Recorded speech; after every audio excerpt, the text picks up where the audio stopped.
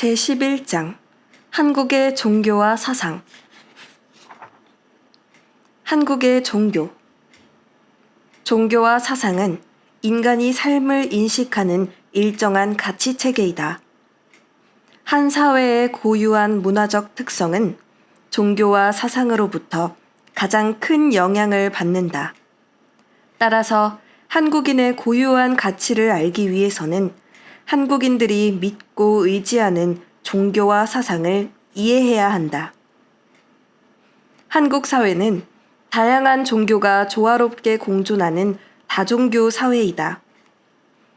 종교의 자유가 보장되어 있는 한국은 오랜 역사를 거치면서 외국으로부터 여러 종교가 들어와 한국적인 종교로 토착화되었다. 오랫동안 한국인들의 가치관에 영향을 준 대표적인 신앙은 무속신앙이다. 원시 종교의 하나였던 무속신앙에서는 세상 모든 곳에 신이 깃들어 있다고 믿는다. 무속신앙의 제사장인 무당은 신과 인간을 연결하는 자로서 신과 대화하면서 황홀한 도취의 감정에 빠져든다. 이처럼 무당이 신과 대화하는 순간에 보여주는 열광의 감정에서 오늘날 한국에 신명나는 문화가 생겨났다는 주장도 있다.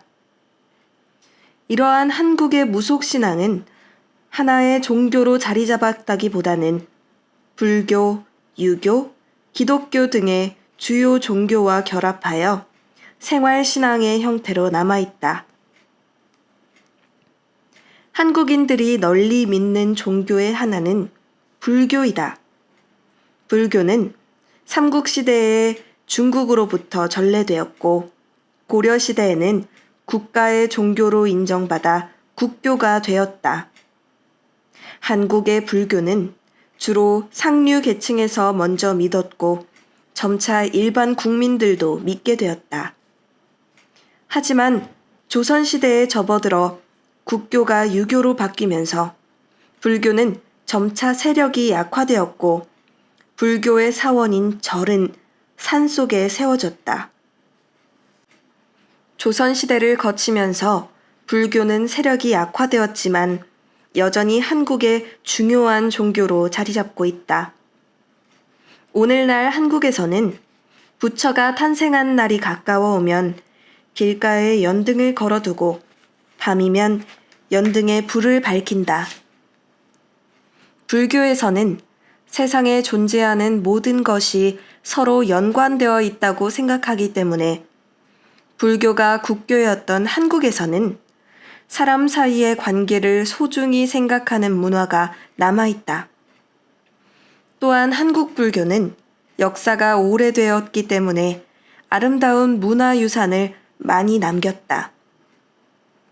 세계문화유산으로 등록된 해인사의 팔만대장경이나 경주의 불국사와 그 주변의 불교 문화는 한국인이 사랑하는 문화유산이다. 오늘날 한국인의 사고방식에 가장 많은 영향을 끼친 종교는 조선시대의 국교였던 유교이다. 유교는 공자의 가르침을 근본으로 삼는 유학이 하나의 신념체계가 된 것이다. 유교의 전래 시기는 명확하지 않으나 대체로 기원전부터 유입이 시작된 것으로 보인다. 삼국시대에는 중국으로부터 유교 경전이 들어오면서 유교는 한국인들에게 올바른 인간상과 사회 윤리를 가르치는 주요 교육 내용이 되었다.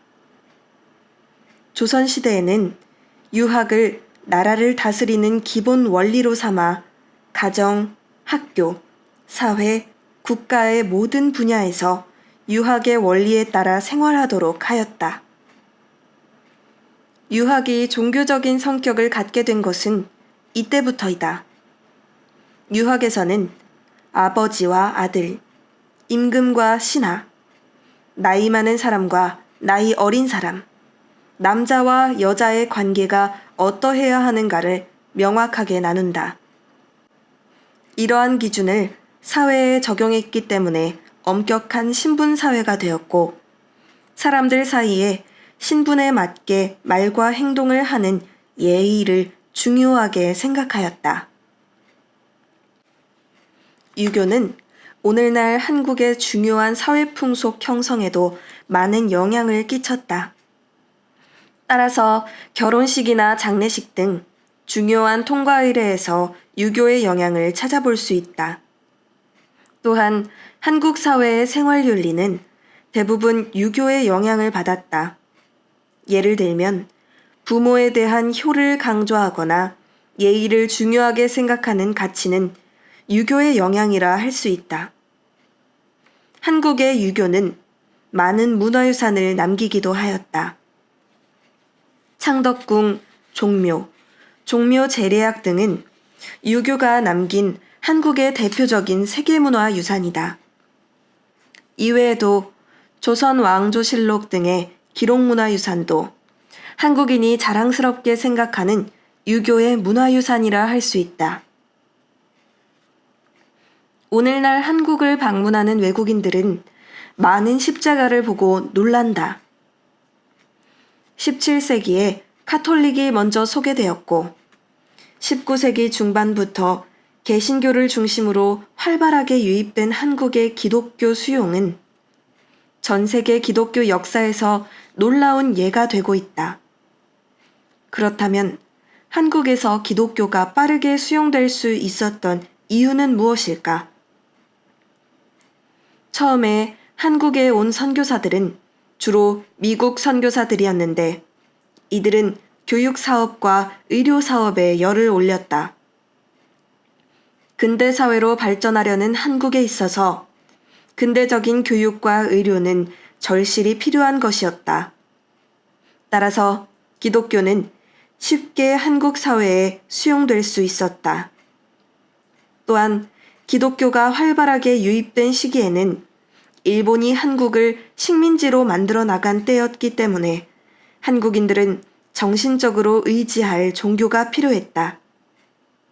이런 이유로 기독교는 한국에 쉽게 받아들여질 수 있었다. 이러한 기독교는 한국의 근대적인 문물을 소개하고 한국인에게 인간의 존엄함과 남녀 평등의 가치를 일깨워 줌으로써 한국인들이 전통적인 사고에서 벗어나는 데 도움이 되었다. 또한 학교와 병원을 세워 한국인들이 근대적인 문물과 문명의 혜택을 받을 수 있도록 도와주었다. 이처럼 기독교는 한국 사회를 문명화로 이끈 대표적인 종교라 할 수 있다. 특히 한국 기독교는 한국의 민주화와 깊은 연관성을 갖는다. 한국인이라면 누구나 명동성당이 한국 민주화 운동의 상징이라는 점을 기억하고 있다.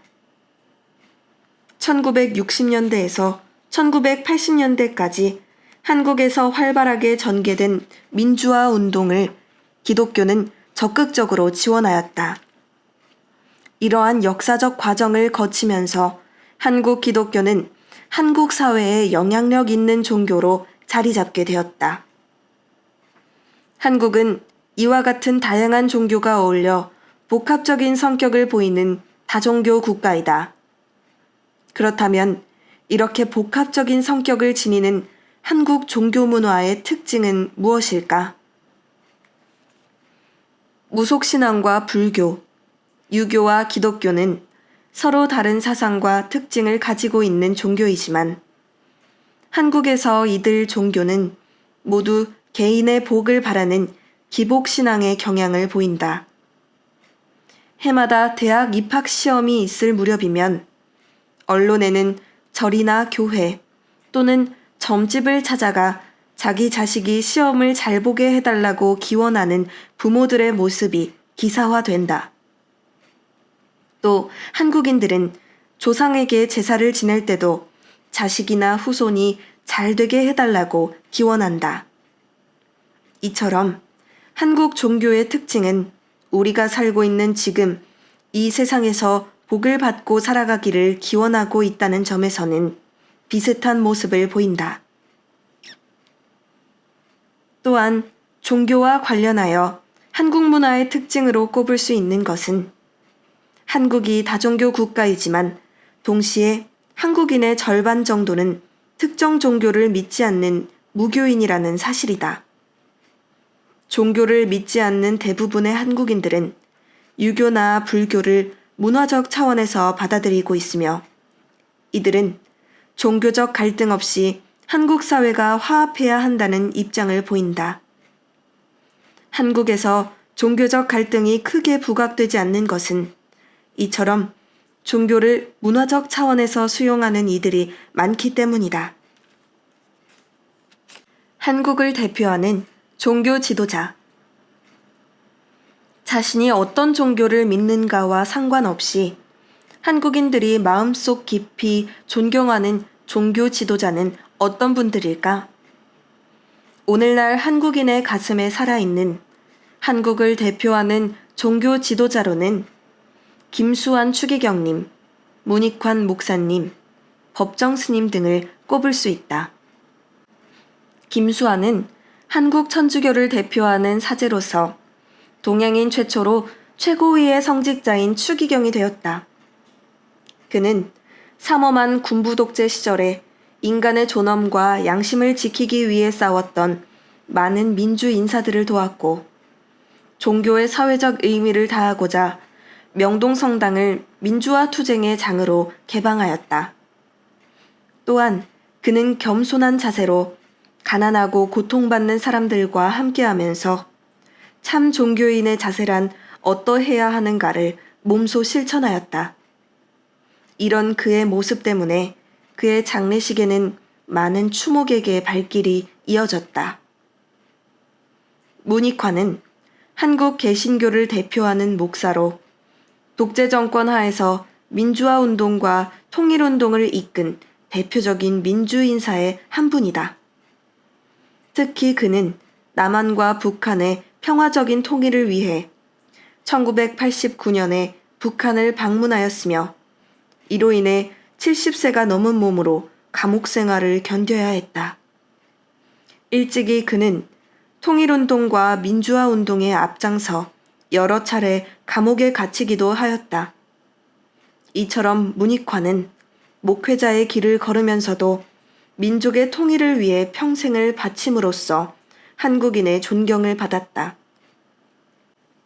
법정은 한국 불교를 대표하는 승려로 불교의 핵심적인 가르침인 무소유의 삶을 살다 간 분으로 유명하다.